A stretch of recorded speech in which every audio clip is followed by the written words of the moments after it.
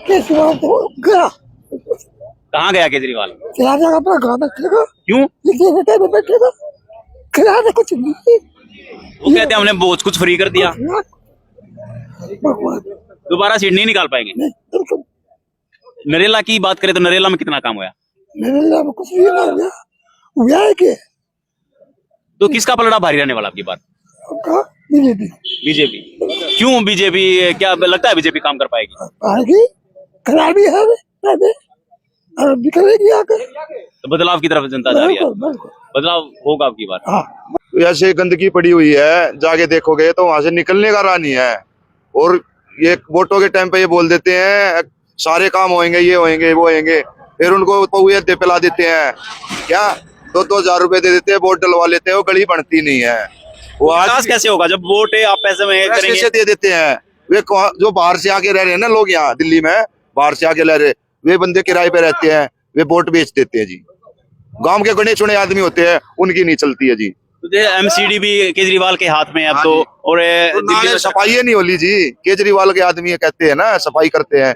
आज दिखाऊंगा मैं आपको, 6 फुट नाला है वो, उसमें 2 फुट पानी चल रहा है, कुल 6 फुट में गार भरी पड़ी है, कट नहीं लिए वे नाले आज तक, तो सफाई हो ही नहीं रही है ना।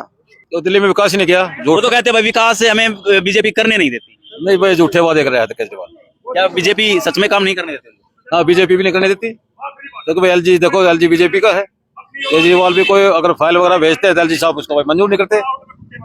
एलजी साहब भी तो मंजूर नहीं करते ना उसको। बीजेपी को तो ये कह रहा है, लेकिन अब सरकार ऊपर मोदी जी की है भाई, नीचे बीजेपी की है। हम तो इस बात को मानते हैं भाई। देखो केजरीवाल हमारे दिल्ली रोड को क्या हो रहा है, आप देख लो। इस रोड पर आपने अबकी बार क्या जनता क्या चाह रही है? जनता भाई बदलाव चाह रही है। बदलाव 10 साल हो गए केजरीवाल साहब को, अबकी बार चाह रहे हैं बीजेपी आ जाए। तो क्या लगता है बीजेपी आने के बाद विकास होगा? 100%। हमारे यहाँ से भी चंदोलिया साहब बने थे भाई, एक बात अगर गए थे अभी, एमपी बने थे कि मेट्रो का हम उसको करें, अभी 10 दिन पहले कैबिनेट से मंजूर करा, बिल्कुल पक्का। ये पहला ही वादा था उनका। हम अगर विधायक एमपी बन के आएंगे तो हमारा एक ही वादा कि इसमें मेट्रो पक्का लाएंगे। तो 20 साल से कोई अब कैबिनेट से भी मंजूर हो लिया है और उसका निकल गया, तो बीजेपी का माहौल क्या है दिल्ली में? जिस तरीके से केजरीवाल ने वादे किए थे, कितना काम हो पाया?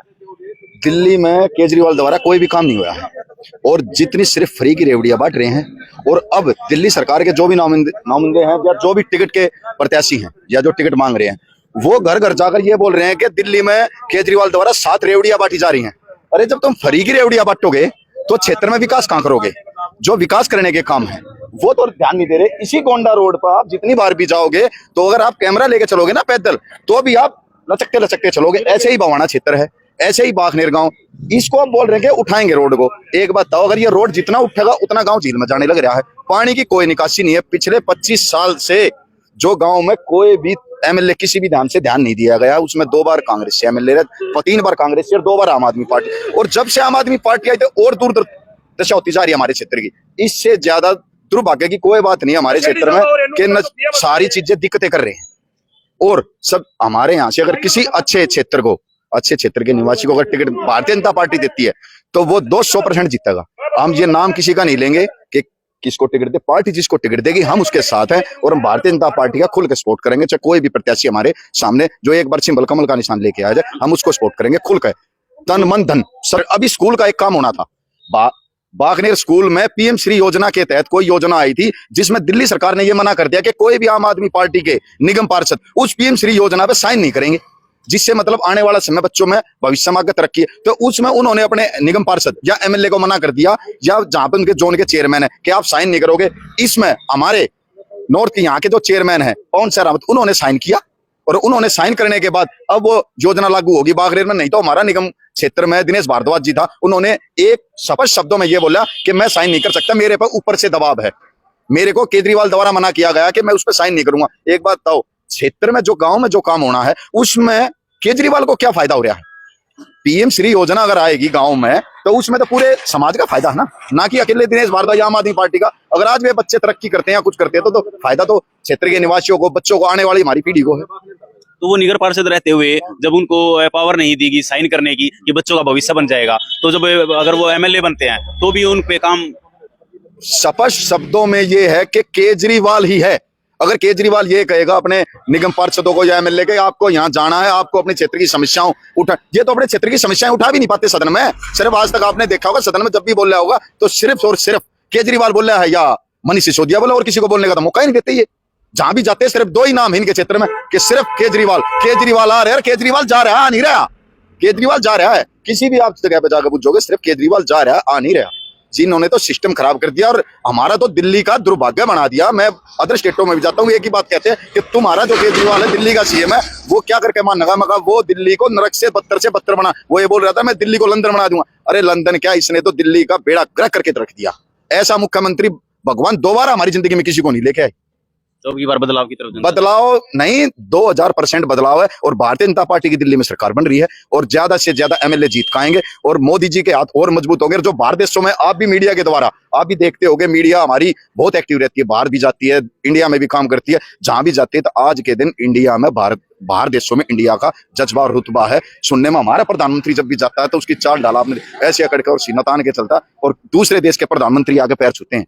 ये है नव भारत का निर्माण जो 2047 में जाएगा। हमारा पूरा सपना, हम विश्व में सबसे बड़े ऊपर होंगे।